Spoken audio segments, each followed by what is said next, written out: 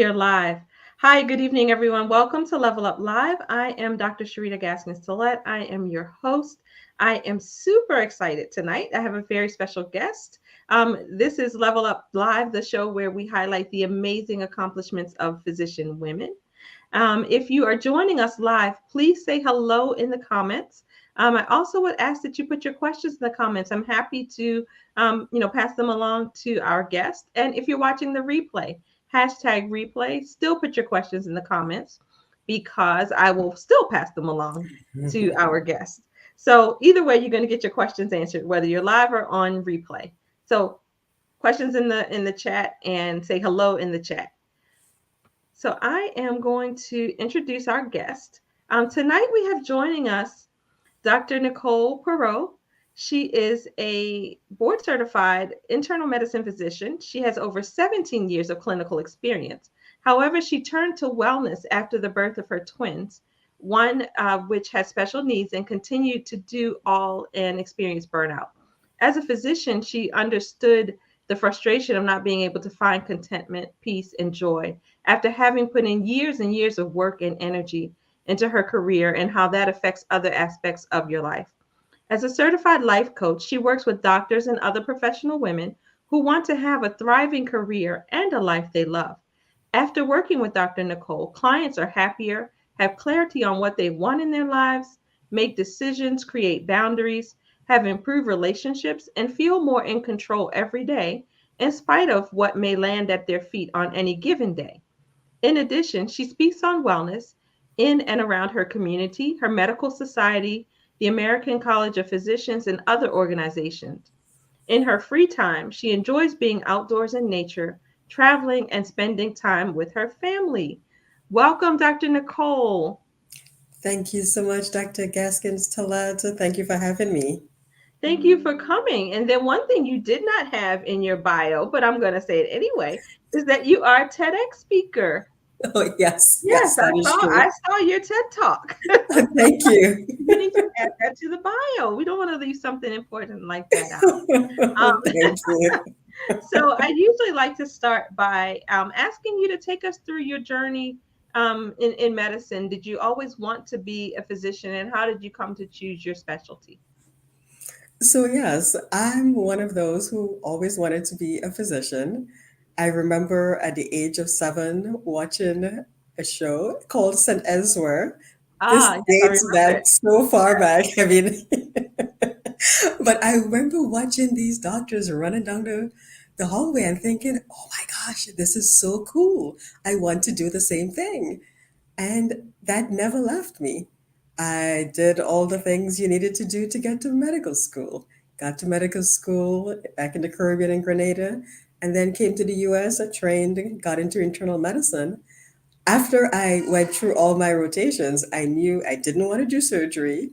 And I knew that the children was going to be hard, so no pediatrics for me Right. because they can't tell you what's going on. Exactly. And being in the OR was not appealing. So internal medicine sounded like fun. It was complex. You got to solve puzzles.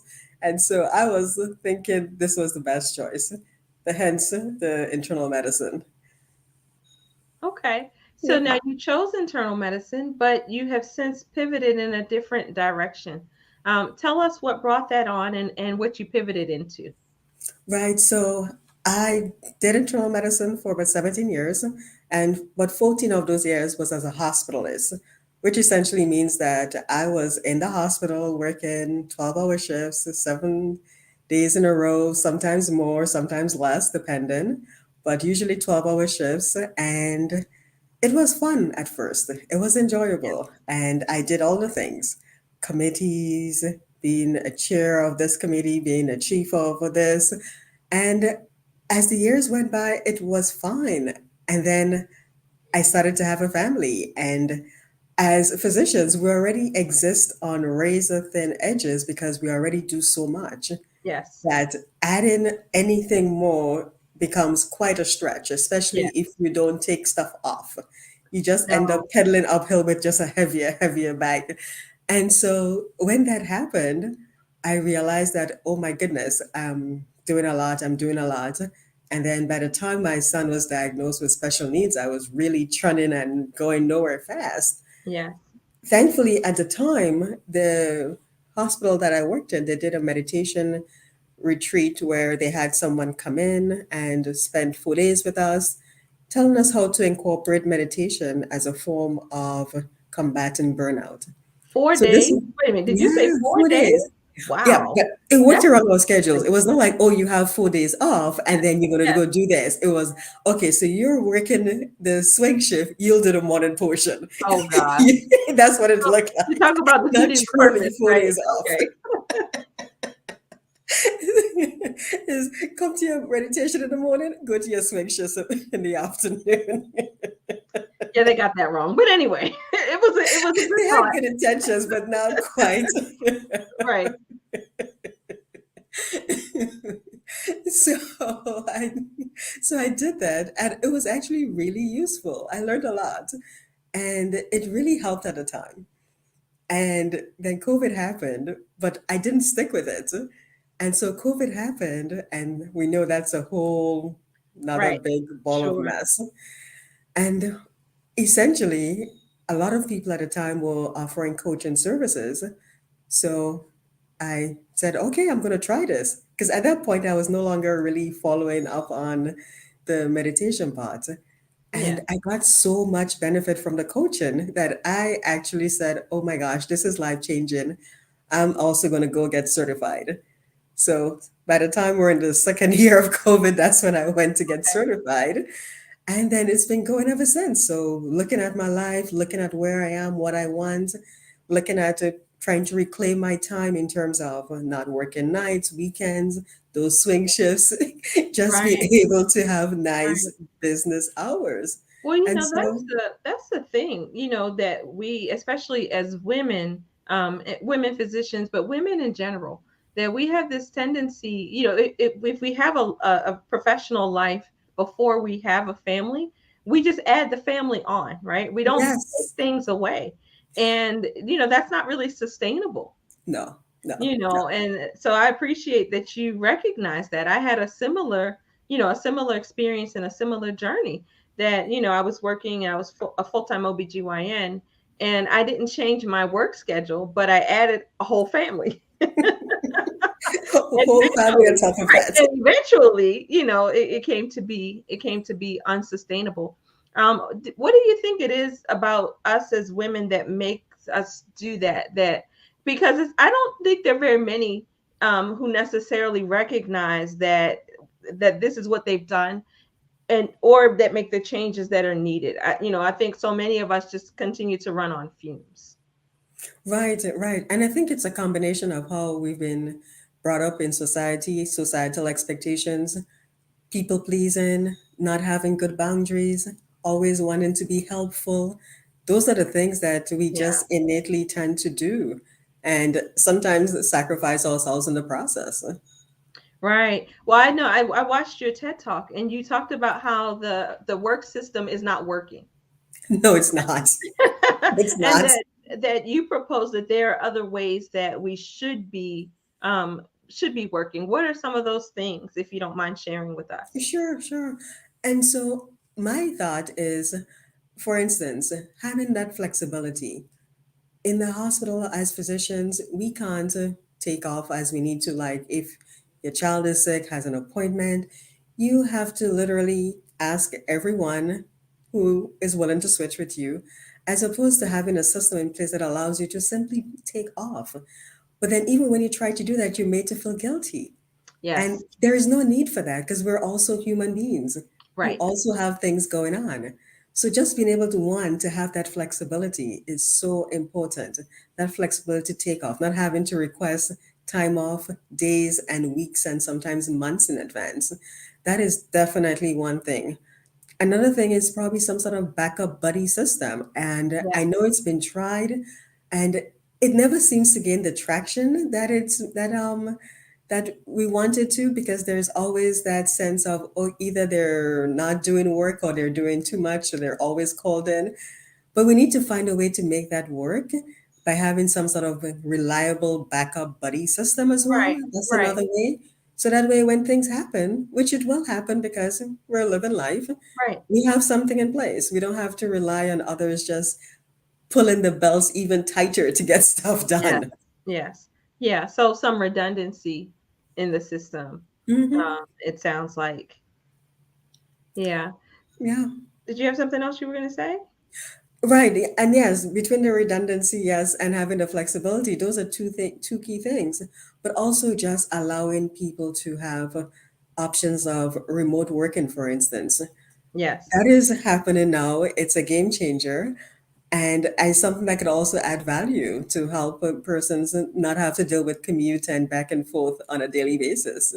Oh, absolutely. I think that that's been one of the blessings of COVID. And it's Hmm. also, contributed to increase in quality of life, for people, for working mothers in particular, that they can accomplish more, honestly, probably more at work and more at home by being able to work remote. But oddly enough, there are a lot of employers now who are kind of pressing people to come back into the office. Right. Yeah, Yes. yeah. There's this big push for everyone to come back into the office when it was shown that even with everyone at home, productivity was very high. So it's almost like an oxymoron to insist that people have to be back in the office to prove that they're actually working. Right, exactly. But if you're getting the work, should it matter, right? No, no, no, no. I mean, at least that's my take on it. As long as the I work is getting agree. I agree. done, it doesn't really matter where it happens. And Once if it the gets done. benefit makes for happier employees, more satisfied employees, probably even helps them to retain employees, um, Exactly. to be Exactly. able to have that flexibility. So now, Now, what was it for you, that you said you did coaching, but coaching is kind of a newer thing.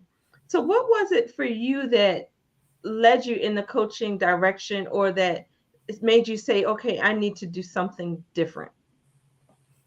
right, and coaching has been around. It's just that in the medical field, we have not been using it. It's been around for businesses, it's been around for athletes. They use it all the time. That's true. But as physicians, this is something new for us. And essentially, for me, it worked because it was able to give me direction, it was able to give me accountability, able to help me set goals to move forward with somebody who is there saying, okay, this is what we talked about. Let's look at the barriers. What is your mindset about this? What are you dreaming of? Because things that when you're all burnt out, you forget how to dream. Simple Yes. things like, what is it you want? You forget when But I you're all don't burnt even know out. that I think it's just burned out. I think that as we age, after Mhm. a certain point, we get kind of stuck in a box. And Yes. we think there are things that we're supposed to be doing. And dreaming is not one of them. Yes. Yes. That is true. Yes. Yeah. It's like just keep that path that you've been on and just keep Right, it right, going. right. Just keep going. And we just came back from a weekend for me in Puerto Rico, and we actually talked about this quite a bit, that it's okay that we're actually supposed to keep evolving and keep changing, that we're not supposed to stay the same. And so it's okay to look at your life and look around and take an assessment and say, okay, this is working, this is not working. Just Right. because I've been doing this for 5 years doesn't mean I have to keep doing this. Nope. Yeah, there's a Nope. whole world out there.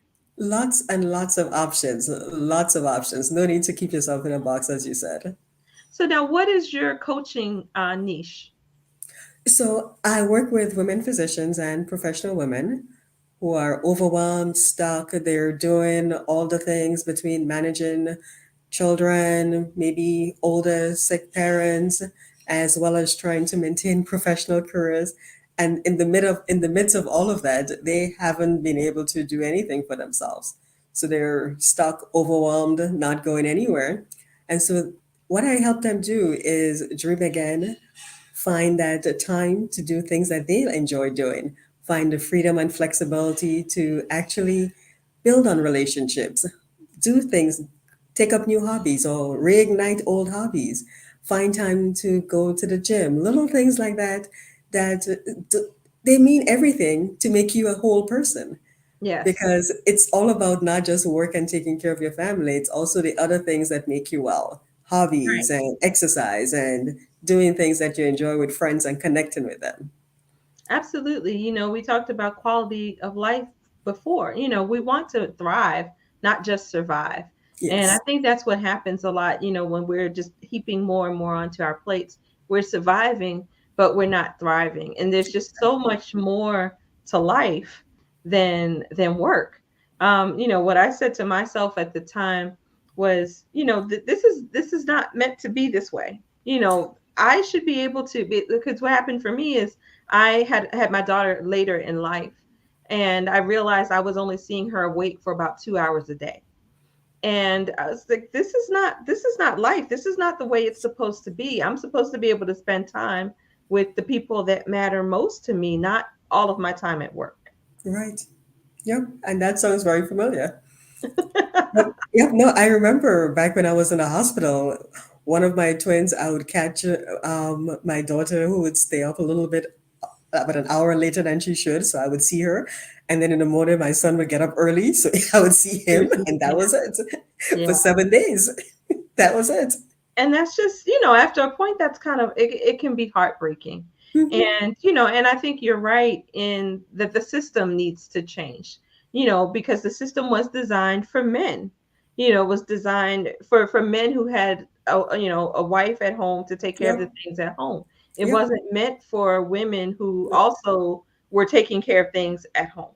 You're right. And we So still continue to do that. right, exactly. So then it's like this whole superwoman thing. And it's just not sustainable. I know you talked about the burnout rates among women physicians in particular. um Mhm. what are those numbers like? They're horrendous. The last set of numbers I saw, easily over 50% in most specialties, like 52, 54%. And every year the numbers keep going up. So I think, unfortunately, we're moving in the wrong direction. Even Yeah. recently, CDC came up with something talking about burnout as a problem for healthcare professionals. So I think it's gaining traction that it's a problem. We need to do something. Right, but just meditation between our It's shifts not going to work, is not enough. you know especially when it's it's before your swing shift. Right, right. And it's not so much even saying that people should leave medicine, because we obviously we need doctors. So, no one's suggesting that people should leave medicine, but medicine needs to be revamped. Yes. It sounds like, we talked about the redundancy earlier. What are some other changes that you think we could make? So we're looking at 12-hour shifts and working 7 days in a row. That is not necessary either. I mean, we look at pilots, they have schedules where they Right, time out after 8 hours because they recognize that at that point in time, whatever their mental state right. is, they're fatigued mentally and Yes. they have people's lives in their hands. We do Yes. too. Yet I can take a knife after being up for 36 hours and cut you open with it. Right. Make it make sense. Right? What's wrong with that picture? Right. Right. That's true. Yes. So limiting those as well. I mean, instead of doing 7 days in a row and 12-hour shifts, those are things we need to look at. We need to cut back, and also just the number of patients that are often put on schedules. I mean, a lot of it is just driven, unfortunately, by metrics. And so I know there's a big push. A lot of people are doing DPC and getting into that so they could actually have more time with their patients, and their Yeah. patients appreciate it. But those are things that the whole system needs to actually work on. Yeah, yeah. Now, how that and I know this is probably out of your scope, but I know that the big thing that people are going to say is, what about the finances of it? Because when we talk about the redundancy, so now you're talking about paying two doctors at the same time. Want somebody to be there and then somebody to be available as backup. And then it sounds like if we're not doing as many shifts in a row or whatever, that you actually could use more people. Right. So, what are your thoughts on that? Now, like I said, that may be out of your scope, but I just feel No, like no, that's fine. That's fine. I know. And yeah, and people will always look at the cost factor. But then if you don't have to hire and if you were able to retain all of those doctors, that is money that is saved that's because true. the recruiting cost, as we know, is pretty high. I know I've heard numbers over 100,000. I mean, that's what I think I've heard to go about Well, I know recruit. at least for the onboarding and then onboarding too. And so when you Exactly. when you lose Exactly. people after you've invested that amount of money in them. Mm-hmm. Yep. So you're starting over as opposed to spending money for that one extra person to save money on the cost and onboarding as well as billing capabilities. So those are all things that when you look at the bigger picture, it would, in my mind, make more financial sense as opposed to having to Yeah. recruit someone every year or every 2 years. Right. So now, you talked about having been burned out and where you are now. Tell me about the differences in your life. What is your life like now compared to what it was like before? Tell us what it felt like to be burned out and what it feels like now. So to be burned out was pretty much exhausted, not being able to think, okay, being on autopilot, being irritated, being unhappy that, oh my gosh, I'm not going anywhere, I'm stuck, feeling depressed that, oh my gosh, this is not what it's supposed to be, this cannot be it. But here I am, not enjoying anything, not really doing anything that would make you happy, just being in a robotic fashion, almost moving through the motions every day, just doing stuff because, okay, I need to do this, I need to get groceries, I need, those sort of things, but not really being present. And then once I made the switch, for me it was easier. I no longer had to commute, so then I was no longer losing almost 3 hours a day in commuting. Oh, wow. That's Yes, huge. that was 3 hours? huge. Wow. Yes. On paper it should be about 45 minutes, The but with traffic. Atlanta traffic, it Yeah, yeah. was always an hour and a half, hour and Oh 15 gosh. minutes. Yep. So 2.5 to 3 hours every day that I was able to claim back. And instead of catching that 1 hour where one child stayed up and another hour where the other one woke up early, I could now actually see my kids in the morning, have breakfast, have dinner, as well as on random days say, okay, there is some activity at school. I could actually show up Yeah, because now I can actually show up because those right. activities are always in the middle of the day. That's They another are. story. Yeah, and if you show up, you're able to show up fully. I can remember because I would still try to do all the things. Again, we talked about that, trying to do all the things. And so I would be post call and try to go on field trips. So I would schedule myself so that I was post call, but I'm on the field trip and I'm like the walking dead on the field trip. So I'm exhausted. I could fall asleep in 15 seconds, but Right. I'm walking around a farm with with the preschool. So I mean, it makes a difference if you're rested and you can be more present. You're able to be fully present and fully Exactly. engaged with Yes. your family and enjoying them. And not always. For me, being burned out, I was just waiting for things to be over. You know what I mean? You just want everything Yes. to be over so you can go to bed. Yes. Right? Okay, And this needs to hurry up irritation. so I can Yes. go to bed. This needs to hurry up so I can go to bed. Yes. But Yeah. it's like There's you're a wishing, constant irritation. right? But you're Yeah. wishing your life away when you Yes. do that, right? You get this one Yes. Yes. precious life, and you're just wanting everything to be over so you can go to bed. You're Yes. missing it. Exactly. Exactly. Exactly. So what's the message that you would have for professional women who find themselves feeling like we're talking about? If you find yourself feeling like you're on autopilot, you don't have enough time for yourself, you don't even know, what you want to do, like what's fun to you anymore. You're not enjoying anything. What's your advice for people to begin a journey back to themselves? Right. And you have to be honest and take a step back and take inventory. Look at what's going on and actually realize that you're not alone. There are other people like that, and just reach out.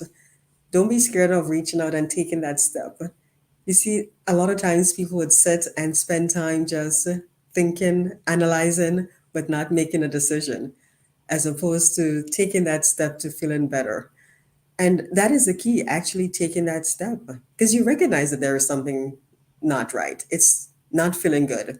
And knowing that there is an option, definitely want to grab it and go with it and not sit and think and overanalyze and stay exactly where you are, going nowhere, not feeling good. Right. Well, I think it's good that, we have conversations like this and that there are people like you who coach folks through burnout, because it can be very isolating.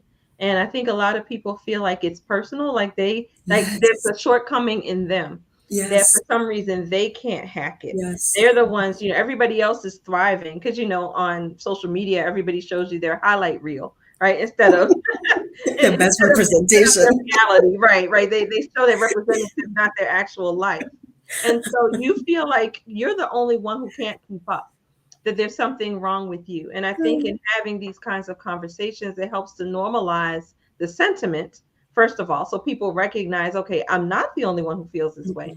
Mhm. But also that there is another way of living, that that they can actually take action, that they can do things to make their life look the way that they need it to look. Mhm. So it might be, for physicians, it might be non-clinical, or it may be that you cut back on your work hours. It Mhm. may be that you find a different venue. Like for OBGYN, you can be in the office, or you can be in the hospital, or you can do a combination. Like there's all kinds of things, but Lots. it's about having the freedom to even explore those things, but Exactly. explore the options and think about what you actually want your life to be. Hmm. Exactly. Exactly. I mean, having that freedom to choose, that in itself is priceless. Absolutely. So now tell us, with your coaching, what kind of services do you offer? Is it individual? Is it group programs? What can people expect? Right. And so it's individual one-on-one coaching, and we would go through a program that lasts easily up to 6 months. And we'll look at it's a framework that looks at different things. Look at your values, look at your strengths, creating that dream that you want, that you've forgotten, that hobby that you had when you were back in med school that you dropped over the years. Get Yeah. back into it. Little things like that that may seem so trivial when you look at where you are, but which would bring so much joy. Things like that. Get on a track to look at your thoughts, how they affect your mindset, and just build that life that actually make you thrive and happy. So now, do you have a set curriculum, or is it you kind of design it as you go for each individual? So there's a particular framework that I follow, but it's flexible depending on the individual, depending on what they want and what their needs are. But there's a framework that I follow, and then tweaks in between depending on the individual. And if someone's interested in working with you, how can they find you? Sorry, so they could easily just message me either Facebook, LinkedIn, or go to my website and just schedule a consult, www.mind-u.io. Okay, and that will be the comments as well. So I usually like to end on a variation of the same question, and I've kind of asked this already. So let me think, how can I vary it some? So if you are a professional woman and you're looking to up level your self-care, be mindful of your self-care, what is the single best thing that you can do? Set boundaries. Mm. Boundaries. Okay, so let's explore that a little bit. What kind of Right. boundaries? Setting boundaries for yourself, because oh my gosh, that is part of the reason we get into so much trouble. We Yeah, say yes to everything and we say end up saying no to our own selves, because when you say yes to something, you're giving up something as in the that's process. true. That's very And invariably it is ourselves that we're giving up on. So setting those boundaries to say no, okay, I've carved out time, I'm going to go to the gym, I'm going to go for that massage, I'm going to go for that walk in the park. yeah. It's So really, so setting boundaries about the things you're not going to do, but sounds like also prioritizing yourself. yes, That making yourself a priority, because a exactly. lot of times we just kind of fill in the gaps, like, oh, if I have time I'll go to the gym, oh, if I have time I'll get a massage, oh, when I have time I'll do, or I'll stay up later to do whatever, instead of Exactly. prioritizing my sleep, Exactly. all of those kinds of things. Exactly. But learning to value ourselves just as much as we value everyone else. Exactly. Exactly. Yeah. So, are there any parting words that you want to share with the audience? This is important. We have to take ourselves seriously. We have to make sure that we're taking care of ourselves and making ourselves priority. We can't just leave it up to chance. We have to be intentional about Yes. it. Yeah, Yes. Yeah. See our value. exactly. Put on our own oxygen mask first, because Yes. at the end of the day, if we're not well, we can't take care of other people Nope. well either. If we're not thriving, we can't pour into all of those people that are Nope. waiting and depending on us. Exactly. Well, thank you so much for joining me this evening. It's been a pleasure talking with you. Check her out. What is it? Mindu.iu. It's Hmm. io.io. But like I Hmm. said, we'll put it in the comments. But definitely, if you are a professional woman who's feeling burned out, definitely hook up with Dr. Nicole. Um, if you are a professional woman who's feeling burned out and you need a weekend from me, the 2024 dates will be announced in a couple of weeks or so. But in the meantime, you can head over to www.aweekendforme.com to get on the mailing list so that you'll be among the first to know when and where the next events will take place. So that's it for tonight. Thank you for joining us. We will see you next week. Take care. Thanks again, Dr. Nicole. Thank you, Dr. Sharita.